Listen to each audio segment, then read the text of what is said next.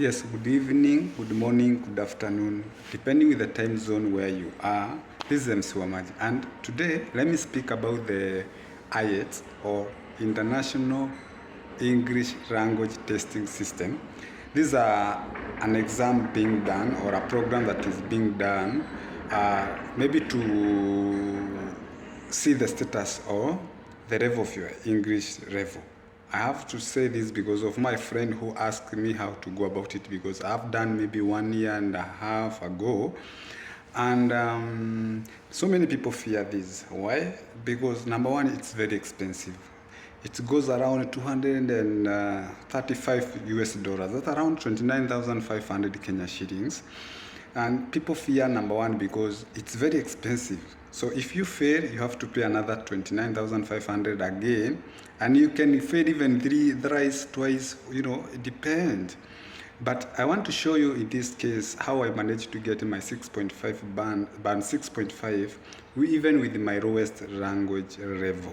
For me, background affected me a lot, so I don't have much English. I don't speak fluent English. But how did I manage to get this? There are those people even get more than this when they get the best platform to go about it. Number one, you have to understand the basic of the level of the English that these people are testing. Remember, they want to test your level of speaking, how you can speak, how you pronounce, how you reason, are you quick to reason, how you read, and how you write. There are just only 4 programs that are mainly tested here. Most of the time you find that bands or the level of the scores goes with a band. There is band 1, band 2, band 3, band 4, band 5, band 6, band 7, and now the top one is band 9. There are those people who manage to get band 9, which is the highest level or the highest score. But also there is that most of the time you find that there are those people who always get even band 3, band 4. Band 3, I think, is the lowest now.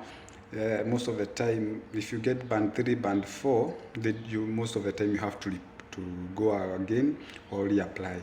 But it depends on the application and the clients, maybe the demand of your clients. Maybe, for example, it's visa you are applying. And for example, for those people who are doing nurses, they are given the limitations of the band that they are supposed to get. Maybe you are being told, maybe speaking you must get band 7.5.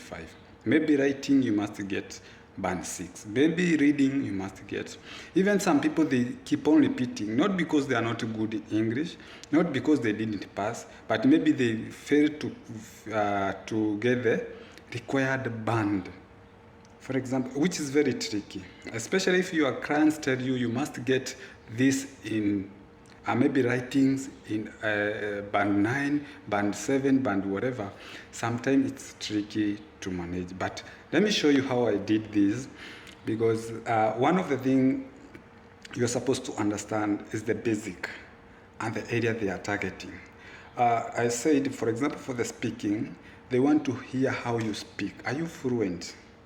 Can you express yourself? Not much English, not like maybe whether you have that fluent English or vocabulary or whatever, of which having the vocabulary is part of improving and also the part of making you to get higher bands.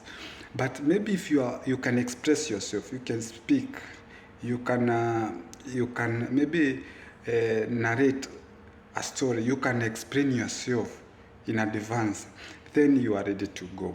Then another thing, if you are good to apply the vocabularies, then they also beneficial for you because they can able to increase you the level of the band. For the speaking, most of the time people get the high band, the highest band. You find that maybe in all of them, you find the speaking, it's always on the top. Then when it comes to writing, they want to understand how. Remember, it goes the same with the composition. How you used to write a composition. They composed a composition for you. Then it might be a continuation of a certain story, but then they want to know how how fluent you are, or maybe you can able to catch up with the story, or maybe you can be started, they can start for you a story, then you finish up clearly. You see? Or maybe they give you a story, you end up it clearly. You see how it is. So writings, not about, they don't look hard writings. There are those people who talk about maybe hard writings. They don't look the hard writings. What they see is how fluent are you? Because writing goes the same with speaking. Whatever you write is what you can speak. Remember, what you can write is what you can speak. So if you are good in speaking, then generally writing will be easy for you. Something that I got tricky on is reasoning, because most of the time you find that these people, they use American English. Sometimes what do we call it? Accent. Sometimes the accent beat us a lot, especially for those people who are in Africa, and maybe you haven't grown in a good background where you can raise, where maybe you did get the good standard of English or something of the case, yeah? So sometimes accent beat us a lot.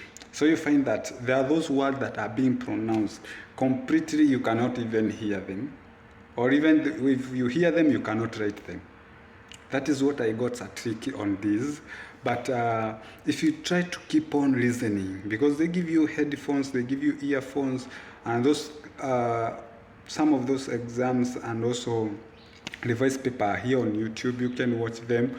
You can just search either Ielts or TOEFL or maybe general English testings. Those, you can just see those writings on here on there. Those exams here on the YouTube. So you can perfect them by just trying to listen. Even if maybe the first time you won't listen or you won't hear, you can keep on listening, and you find that you're improving. You are those words that are missing, but with the time you can catch up. Because why? Why sometimes is it tricky? Because when they talk, they don't repeat these voices. Absolutely, when the time starts or the time click, they don't repeat it again. So you have to be very keen on, and maybe you have a paper on somewhere, you can write whatever they are talking. Whatever they are talking, you can write somewhere. Whatever they are talking, you can write somewhere. So that, and you'll be very fast. So number one, you must try to be very quick. Then it's all about that one. Then reading also is also tricky.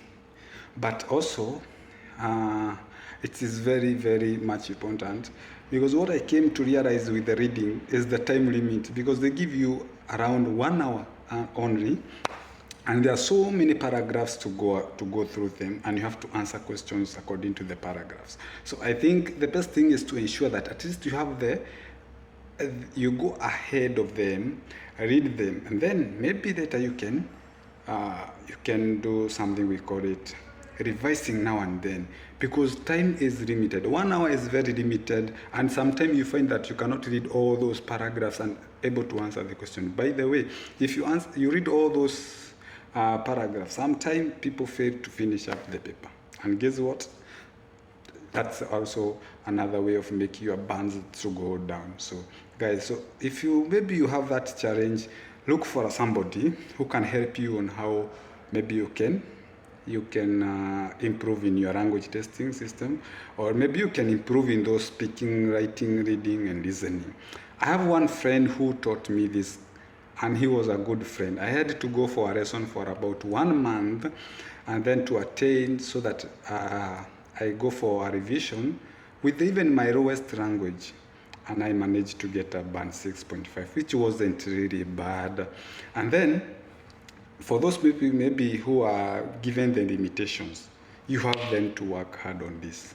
For example, if you are being told all of them to make sure that you have band 7, band 6, sometimes you can get writing and speaking band 7, but the rest you have band 4, band 3, or band 4, band 5. So you still find that maybe if it's reasoning, you're still down. So you have to repeat again. And that's how some people fail to repeat. Maybe they give up.